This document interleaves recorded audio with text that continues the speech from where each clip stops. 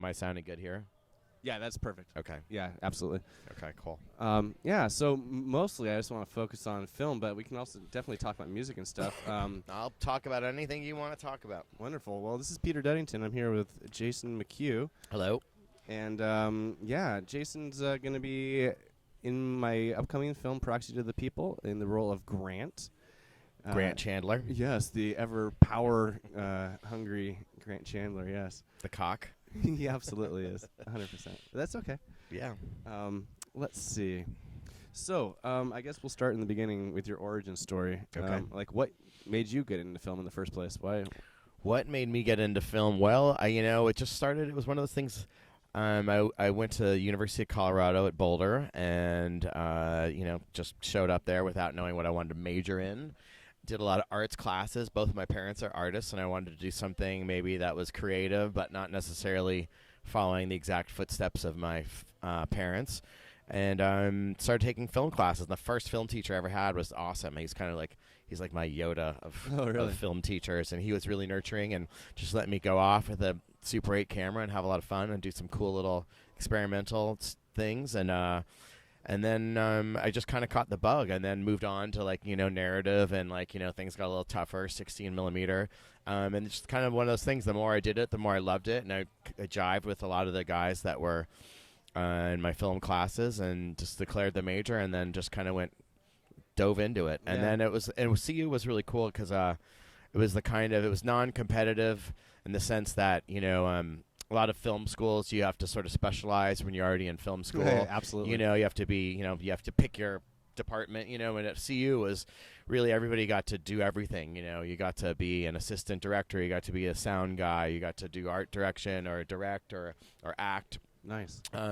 So, and then you just, by doing that and helping friends out, there's a nice little community of like-minded filmmakers. You find the people that you had similar sensibilities to, and so all of a sudden you just had a little community of filmmakers making fun little movies, and that just kind of got me into it. So the craft was certainly one thing, but it was almost the who's even drawn to film in the first place, the group of weirdos that goes to that. Yeah, exactly. You're like, oh yeah, the more you got into it, you're like, yes, I am a film geek. The further you got down into it, and then just made friends in that world, and then just got to do some cool creative ideas, and was all about learning the craft though at first, for sure. A lot of nuts and bolts. Let's see. First part of an ongoing question. What made you decide to work with me on my film?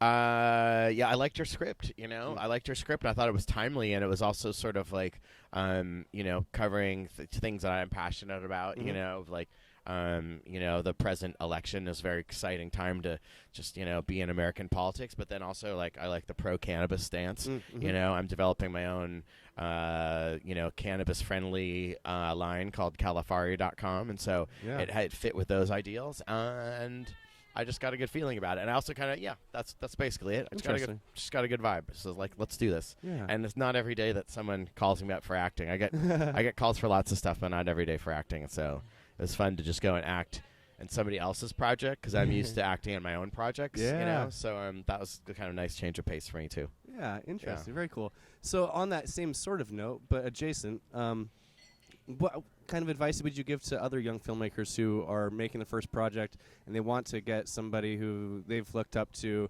or whatever, et cetera? Sure. I mean, it's easy to find people nowadays, through social media and the web and all that kind of stuff. And, I screw this up, but there's this French quote like "qui n'étant non rien" or something. I'm totally screwed that up, but it basically means if you don't try, it'll never happen. The same thing with Cannibal. It's just sort of like there's so many little opportunities we created for ourselves, and if we had sort of said no, that's not possible before actually trying it, then it wouldn't have been possible. There wouldn't have been a chance. So you gotta if you're starting out, and if you have something right for somebody, then you should just try for it. If you believe I think this role or this job or this whatever it is might be a fit with so and so, you're never going to know unless you give it a shot, know. And so you got to go for it. I mean, I just did an indie film last year that we had no money, but we wanted to get a couple of leads in the grandparents roles, and we're like, okay, well, we're going for an older actor, so maybe we can get a big name for not that much money because it's hard, they're less in demand, Yeah. So we went through a big list of names. And then we lots of them said no. Like, we wanted Don Rickles. That was our first choice. And we talked to Don Rickles' agent at William Morris, and our offer was not in his ballpark. And we tried a couple ways around it, and we're like, all right, that's not going to happen. Let's move on. Then we tried it. Ann Mira, and she passed away. So, but we tried. We tried, and so you gotta just go for it, and don't let the people say who that's never going to happen get you down, because it won't happen if you don't try. Yeah, for sure. It's almost like, for myself, the process of making this film has been, I told so many people about it that I had to make it. Yeah, no, totally. Yeah, you committed verbally, and then all of a sudden you're like, oh shit, now I got to actually do this. No, but that's part of it. I think for just filmmaking in general, you have to get into this mindset of like, this project's happening, I'm jumping off a cliff, forget about it. I mean, again, this movie I just did, it's called The Shickles, and we had a few name actors attached to it, and we were trying to raise $1 million, and and like, we were just languishing, we weren't quite meeting the right people. We'd hit AFM, we were trying to we had our production packet, but we just weren't finding any traction. Yeah. And Donna Trousdale, the director, was basically like, I have to direct my first feature. She'd done a brilliant short and done lots of plays, and she was ready to do her feature.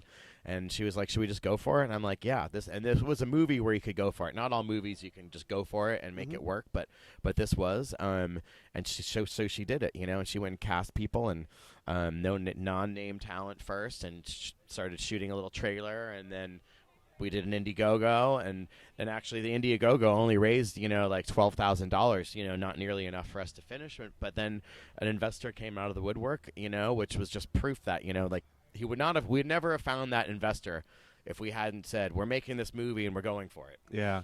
And then all of a sudden someone kind of came and saved our asses, so to speak, and it's kind of also about like creating your own luck, and you only get lucky if you're putting one foot in front of the other and just kind of just going for it. That's the only way good things are going to start happening to you as far as getting a movie made. Yeah, for sure. Did you have to await the approval of anyone when you guys were making Cannibal, or was that more so a self-starting kind of situation? Yeah, I mean, we asked nobody for approval. I mean, the funny thing about it was that was Cannibal, was one of those things where we made a fake trailer.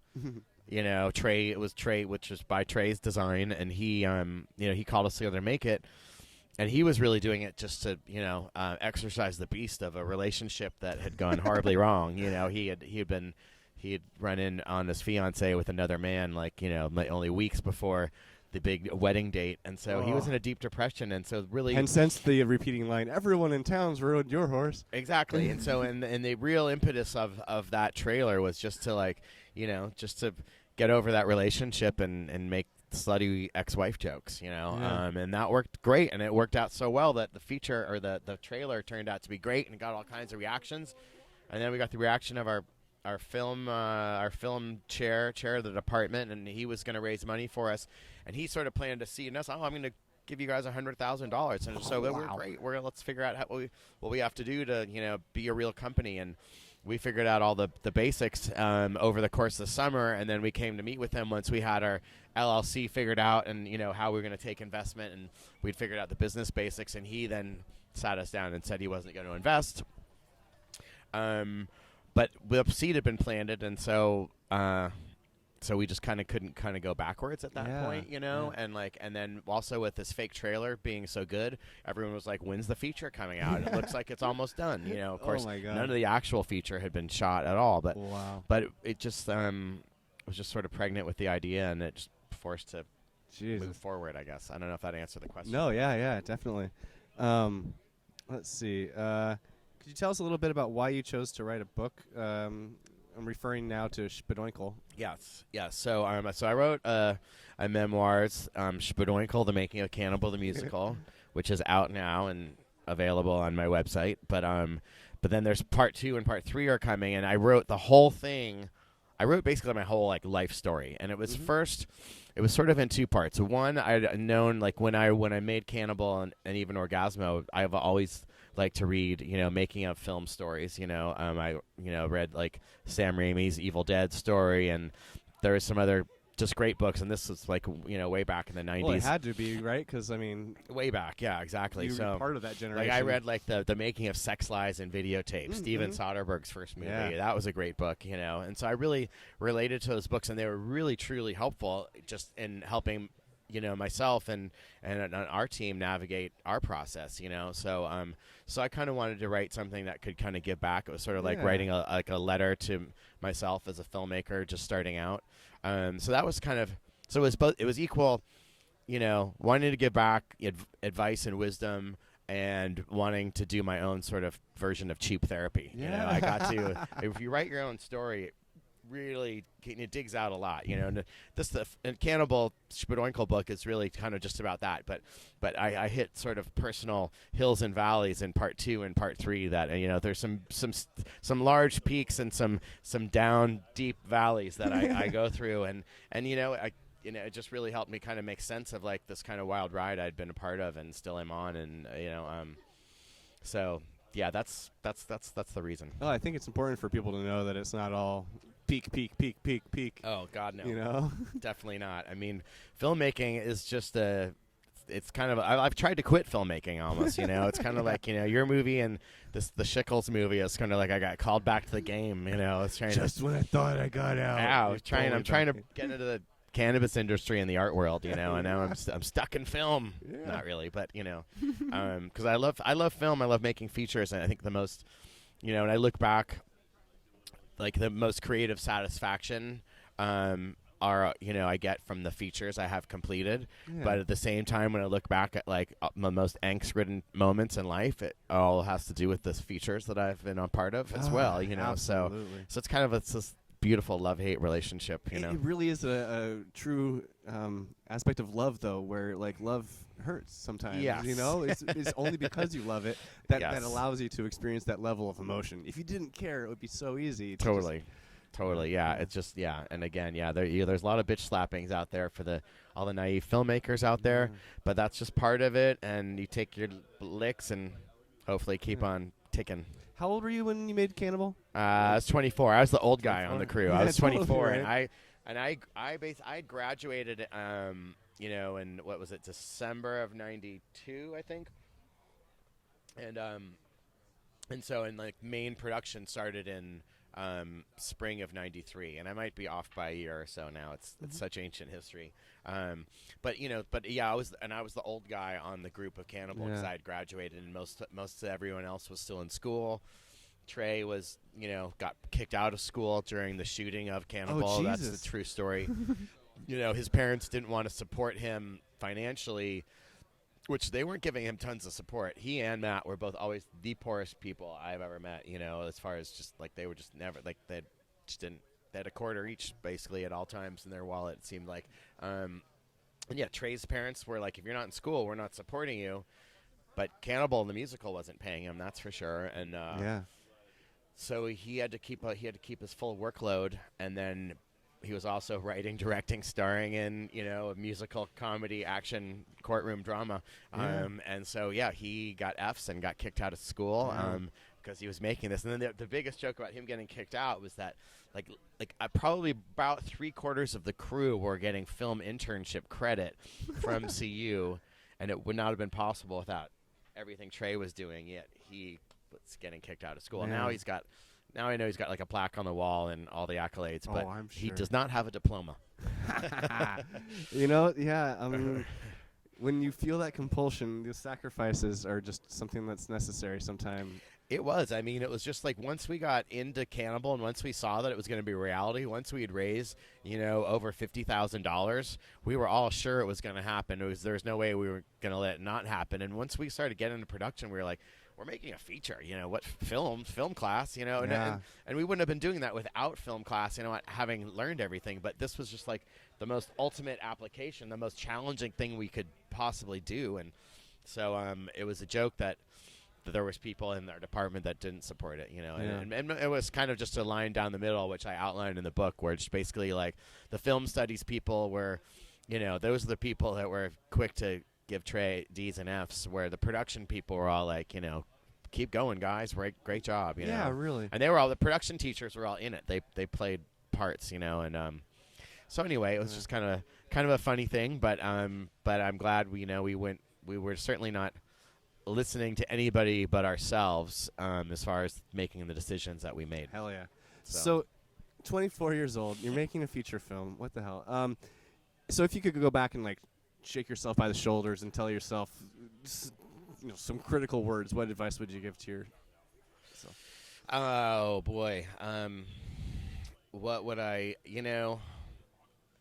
I'd say that's like, I don't know. It's a tough question because I mean, kind of like the whole book is really kind of that in a way. You know, at the end of each chapter, I give little like bits of advice, and then I try to bring in more smarter people to, sort of take their quotations and apply it to the book. So, really the whole thing. But I mean, the one thing that I know we did right was just go for it. And I think as far as just like, if I could shake myself, I would say, like, don't get so caught up in the small stuff. We had, like, some screaming matches, back on set. There was some, like, some emotional moments on there, and so, so there was that, don't take yourself too seriously when shit hits the fan, I guess, would be one. And then the other, I don't really know what the advice was, but, just finding distribution for any movie is just really challenging. And again, things have changed radically because now you can just put your movie on the internet and you've got distribution, but then you need a campaign behind it. So, I don't know. I'm going to have to get back to you on that, Peter. Not a worry. If you want to move to get the sun out of your eyes, you're more than welcome to. That's all right. I'm fine. It's a little brutal. I'm fine. All right, so do you have any particular heroes in film or in... You also work in, the whole world of live events as well, so if you want to... Yeah, I mean, like I have... Oh, sorry, yeah. So, yeah, I have a lot of different heroes. My first hero is Jerry Garcia. He's my number one first hero. Love that guy. And but then in film, I actually... I love Lloyd Kaufman a lot. I have a huge respect for Lloyd Kaufman because he's the crazy trailblazer wearing his suit and bow tie, and he's just such a indie icon. So he's kind of like my crazy uncle mentor. He's from Trauma, for those who don't know. From Trauma, of course. And I'm excited to say that Trauma is now going to be picking up the rights for my last movie, Electric Apricot, Quest for Festaru. Yeah. They're going to be releasing the Blu-ray and hopefully taking us to some foreign territories. So excited about that. And, the cool thing about Lloyd and Trauma is just like they're still going. They're pushing their 50th anniversary, and they truly stuck to their guns. I don't always love their aesthetic, but, sure. but I love their spirit, and they're amazing. So Lloyd and Trauma. And then I had another mentor that I was almost got to do a movie with, and he died on the job. And his name is Ted Demme. He was one of the founders of Yo MTV Raps, and he did the movie Life and Blow. And he had actually kind of found this movie that I was trying to do with my friend Glasgow Phillips and Dean Bahar called The Jockey. We were trying to do a movie about a drunk jockey making a comeback that was going to star Dean Bahar, and Ted had championed the project, and it was getting like just kind of getting where it needed to be to go into production, and he kicked the bucket at age 38, and it was devastating. Oh, jeez. Yeah, it was really gnarly. But he is definitely a hero because that guy just filled the room with energy. When that guy came and sat in the room, you just kind of felt this kind of glowing energy. And I think, that's a really important part about, like, making movies is just bringing, like, positive energy to the room and to people. It's really, like, when you're trying to make it in film, and that's really what it's about. It's just like people want to invest in other people. Mm-hmm. And so, I don't know. So anyway, Ted Demme, amazing man. Wow, that's pretty intense. Let's see. Do you have a dream project? Like anything that you've, like, say, like, you won the lotto and you have $300 million. Yeah. Yes, I do. I actually don't need $300 million for this project. I could do it for about $600,000, I think. Hear that, investors? I do. We're the director that I just finished this movie with, the Schickles, Donna Trousdale. I brought her this treatment. It's called La Contessa, and it's sort of like it's a Venice comedy with a little bit of drama about a father and son. It's gonna be really funny. It's gonna be like a funny bicycle action movie. It's like it's a bicycle action film. Cool. About a father and son. And so that's my present film dream project. Wow. Okay. Yeah. And we could do it again for we could do it for 500,000. Yeah. So back to the live event stuff. What is the main appeal for you for Burning Man and that community? Burning Man, yeah, I've been going to Burning Man every year since 1999, and when I first went there, I don't think I was actually looking for Burning Man. I was looking for something to kind of fill a personal void, and I didn't think Burning Man was going to be it, but I'd heard a lot about it and wanted to go check it out, and then it turned out to just. It took me a while to figure out actually what the hell Burning Man was. I don't think I actually understood what it was doing for me until about going for 3 or 4 years. But now that I'm an old vet, it's like Burning Man. There's a couple things for me. It's like it's a spiritual platform, but B, it's like adult art summer camp. Okay. So it's kind of like a place you go to have a good time, where you come back with skills and things that you never thought you would have.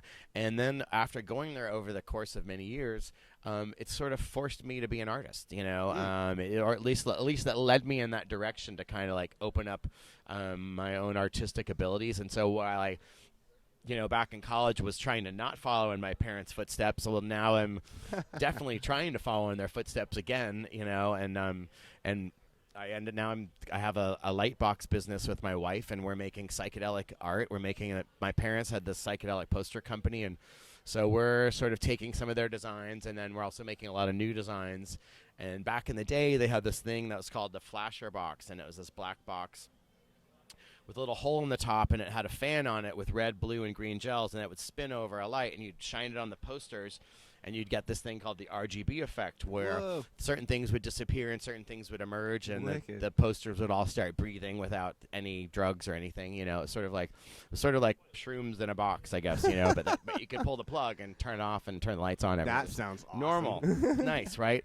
Well, so we've been trying to recreate, or now we are recreating that effect with light boxes, and now with the power of LEDs and programming, we can do all kinds of cool patterns, and we can do really slow things. So it's really like a really fun sort of new playing field we've opened up that's just based on the psychedelic 60s artwork. And so I'm super passionate about that these days. And then the other thing for Burning Man too was again, when I started going in 99, that I didn't know I was going, but what it turned into through this camp called Disorient that I've been a part of for a long time, I found my sort of chosen family, if you will, and actually then, that's kind of where I met my wife. I mean, literally, but but then this kind of beautiful tapestry of amazing creative friends, including Leo Villarreal, who's the head of our camp. And, again, couldn't have told you when I started going to Burning Man that the guy who is my little Burning Man guru would be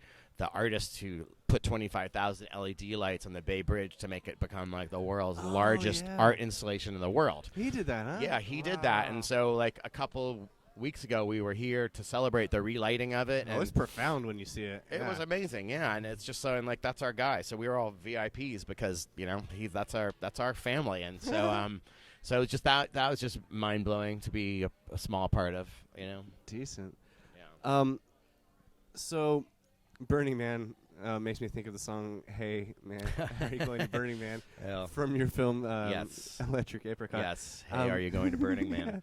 Did you meet Les through South Park, or was that separate? Yeah, no, I did. So actually, it was my job. On all the live action stuff for with Trey and Matt. I was a producer, and then South Park came around. I was more demoted to production coordinator, which meant I was literally coordinating construction paper. I cut out Cartmans and trees and stands. I Nice. cut out. Like back when I worked on South Park, they still use construction paper. I just made a music video that way. I Oh, got you're into crazy. film through animation. Oh, no way. I did that for years. Okay, yeah. No, it's a painstaking process. It's you know, a huge pain in the ass, but it's slow going. it's but pleasurable to the right person. Totally, yeah. To those masochists out there, it's very pleasurable. No, but yeah. So I worked on the pilot, and I was also sort of in the mode of prepping for Orgazmo. So I sort of was like in charge of construction paper, distracting porn shoots that happened during the course of production of South Park, and then also tracking down Les Claypool and Primus. That was my other part of my job description, and so they knew they wanted his weirdness. yeah, like Trey was like a big Elton John fan. Matt was like really like into the Police and Rush, and I was like the Deadhead, and the one band that all three of us agreed on was Primus, and Primus was touring and playing a lot in Boulder around then. That was like when Frizzle Fry was first breaking out and all that. And anyway, so I tracked Les down through his manager. We sent him the Spirit of Christmas cartoon, and we got a call back from him, which was amazing. And I'll never forget when our assistant was like, Matt, we've got Les Claypool on line one. We all like, whoa, all right, that's amazing. So he called back, and just kind of as fate would kind of what it turned out to be, Les was a big British film fan, or British comedy fan specifically, like Monty Python, but then much more obscure than Monty Python. He kind of goes deep into his British comedy. Nice. And Love that shit. Cannibal, as under the title Alfred Packer the Musical, was released in the UK before it was released in the US. Like, Troma made us the first offer for Cannibal, and our lawyer said I'd rather poke needles in my eyes than take that deal. So we didn't take that deal, but then we did festivals and we toured around for a while with it, and we sold it to this new company in the UK. And they put it out first. So in the very first, it was like available like Tower Records in the UK first. And Les happened to be touring there, and he happened to think it was odd, and he picked it up and he watched it. So he'd actually seen Cannibal before it was even released in the US. That's and amazing. so that was sort of like the big glue. And then he just really responded to the hilarious Spirit of Christmas. It was like just blowing up, and it's hard to say no to. And he just related to it. So So next thing you know, he was doing the music. And actually, it was funny because Les just Primus. They just did a history of Primus on Akashic Books, and in that there's a chapter on Electric Apricot, which is a lot of fun. But there's also the thing about South Park, and the letter that I wrote to David Lefkowitz and the band is in that book, and I hadn't read it since I'd sent it, so that was pretty fun to kind of see it, and it's on Comedy Central letterhead and the whole thing. So anyway, so that's how I've known Les, and then all of a sudden I had backstage passes to Primus and started going to like every one of his New Year's Eve shows in the Bay Area, because I used to go to Grateful Dead New Year's Eve. I needed a New Year's Eve rut to get into, so I probably been to Primus or Les Claypool New Year's almost every year since '99. Maybe missing a couple, 3, and then I started working with them, and I got to art direct a few New Year's Eve. It was kind of like playing Santa Claus for the first time, Amazing. The very first New Year's Eve I did with Les, we did a Quest for Fire was the theme. So I'd be the guy in charge of realizing the theme. So the very first costume I got to put on Les was like this like furry loincloth jockstrap thing, and then this like coyote mask head thing, and he loved it, and I couldn't believe it. He was stoked, and I was like, all right, cool. But anyway, so then, we got to do lots of fun little New Year's Eve shows, and then and then one year he came back from a vacation in Hawaii. He actually stayed at Trey's pad in Hawaii, and he's like had this phenomenal idea of making a mockumentary about a jam band, and I was all over that. And he called myself, and he called Trey, all excited about this idea.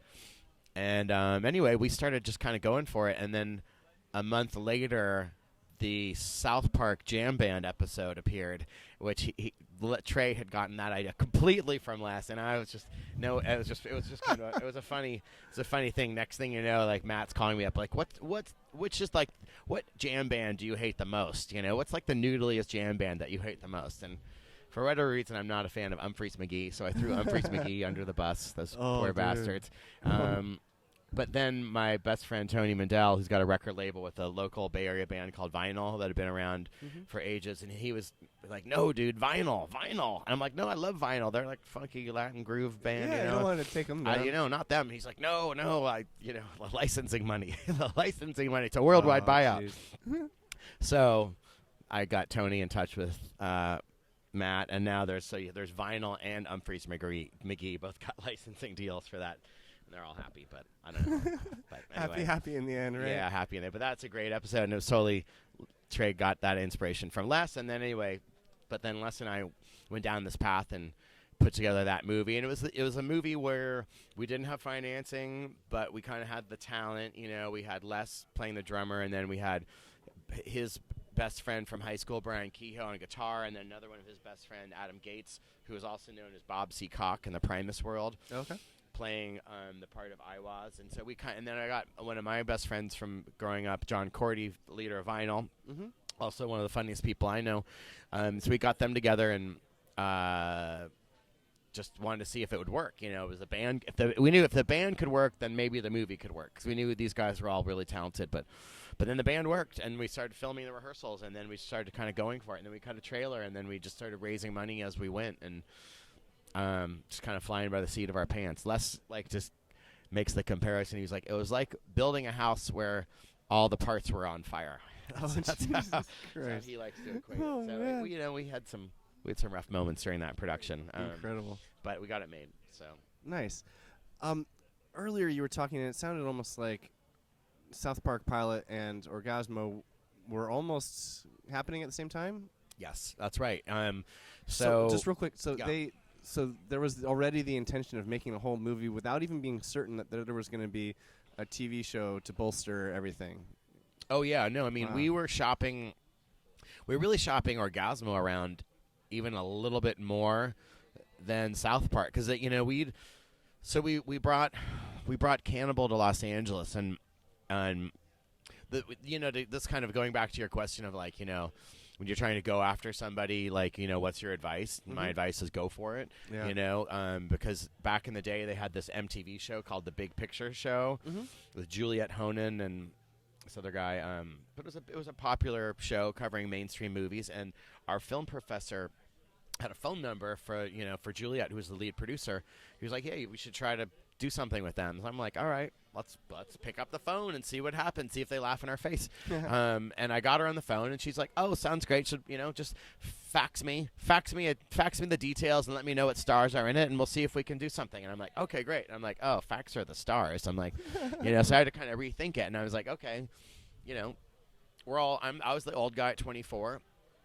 We are the MTV generation. We're the people watching MTV. Sure. So why doesn't MTV do something about MTV viewers making a movie? That's perfect. So that was kind of the angle that we pitched, and they went for it. And the only thing they made us do, which just I think it was just to sort of make sure we were legit, is that we had to pay for the producer's plane ticket, which was $400. That wasn't in the budget, So we had to scrape together $400. And then they sent out this woman, Sarah West, who I'm still friends with to this day. And, my joke was she got the short straw because she wasn't on set with George Clooney or anyone. She was with all these Colorado geeks on an old West town. But she had a great time. And then the story ran, right? So MTV story ran. And even in that story, we say, if some Hollywood bigwig happens to see this, they can call us or something. Well, a couple months later, we get a call from this woman, Pam Brady, who works at the small division of Fox called Fox Lab, and she was super interested, and that led directly to a meeting, and we took a bunch of meetings, but actually it was this woman Pam who got what we were presenting, because we took a lot of meetings where the woman was like, you guys should go make the next Lethal Weapon, and we're like, okay, did you just see what we just showed you? Yeah, really though. And so anyway, Pam she was getting us for our own sensibilities, and so which was really fortunate. So we, with Pam, developed this show called Time Warped, and basically because she was like, why don't you just do Cannibal the Musical the week? And we're like, are you serious? That's insane, first of all. But then we were like, okay, if we were to do that, we were like, we don't want to be stuck in the mountains every week. No way, we needed to get out of that world. So then we decided we're gonna do this time traveling musical, romp through history, covering marginal fiction characters in history like Alfred Packer. Alfred Oh, Packer okay. is a true, real character, and so that was the idea. It was, and so we went and we did 2 pilots with her, and and they just didn't get picked up, which I detail heavily in the book as well, Yeah. and even more in the next part 2 was I talk about the second one. But during this time we were trying to get distribution for Cannibal. We couldn't find anyone but Troma offering the deal that our lawyer wanted to poke his needles in his eyes other than take, and but we got these pilots off the ground, and so that was awesome. But we weren't even trying to get South Park, because South Park was one of the things that we were sort of pitching to Fox Lab, and they were like, no, this is kind of too weird, this I don't see this happening. Well, then after the second Fox pilot went belly up, Brian, and it was right around Christmas time, and Trey started kind of being bummed out because he's like, I'm not going to have enough money for Christmas presents. And Brian Graydon, the head of Fox Lab, was like, I'm going to give you a job. I want this funny little Christmas cartoon that you did, because there was one before it. He's like, I want you to make me one of those. I'm going to use that as my Christmas card. So he ponied up a couple grand, which was enough to buy Christmas presents and get through the little lean times. And Trey and Matt and Eric Stow, a.k.a. Butters, made The Spirit of Christmas. And then Brian took it, and he then used it as his Christmas card and sent it out to all these Hollywood folks that he was friends with, people like George Clooney, people like, heavies at William Morris and CAA and all those kind of places. So it was kind of like the best Hollywood advertising that you could possibly get. Oh my God! Yeah, one for the storybooks. Yeah. So literally. So that led. So all of a sudden, we were hot based on that cartoon. We just had 2 failed pilots and a movie that barely got distribution, and then all of a sudden it was this little 5-minute cartoon that shot through the roof, and everybody was talking about it, and the buzz, you could feel it. Just like you'd run into people who were like, did you see that weird cartoon? And this is, it was like the internet was just starting. And so a lot of it was just VHS copies, and you'd see these copies that were like barely watchable. But, they're still kind of funny because of the voices, and that kind of just spread all over the place. But we were actually actively pitching Orgazmo, and we had this guy, Charlie Wessler, who is the producer of Dumb and Dumber, sort of chaperoning us. And we got some pretty high-level meetings at New Line and Polygram and a few other places. And, people, they weren't quite ready for Orgazmo. Yeah. But then all of a sudden the South Park buzz was kicking in, and we were all of a sudden doing this pilot for Comedy Central. And that's when we met Fran Kazooie, who had directed Buffy the Vampire Slayer, and she genuinely got it. She got the kitschiness of it and just the goofiness. And so she was successful at raising us $1 million, and she was doing that right during the production of South Park. So I actually left the production of South Park early to go work on Orgazmo, because we needed to kind of get that in shape and go into production before there was an announcement for South Park. Because if they had said South Park's green-lit, then contractually Trey and Matt couldn't have even done it. Wow. So we had to kind of go for it, and so we shot in like January, February, March, around that time, and like halfway through the production, they got the call that the 6 episodes had been ordered. So it really worked out with Orgazmo, because if we had waited, it just wouldn't have happened, and I don't, maybe it would have happened later, but it just wouldn't have happened. So Man, some of these moves are like almost Godfather-y in there. Yeah. Calculated, but also, you know what I'm saying? Yeah, calculated, yet flying by the seat of your pants. Yeah. And trying to create good luck. Wow. Yeah, really though. Yeah. Yeah, I think we should wrap it up, but Cool. Yeah, major takeaways. Don't wait for somebody else. Yes. Don't wait. Also, there might be many pilots before you have something that blows up. That's for sure. That's for sure. And keeping your fingers in many different things is a happy way of living. Yeah, definitely. Yeah, keeps you on your toes. Nice. Wow. All right, Jason, thank you so much for taking the time, Thanks, man. Peter. Yeah, time to go load up my truck and get us shooting. shooting. Let's go make a movie. All right, let's do it.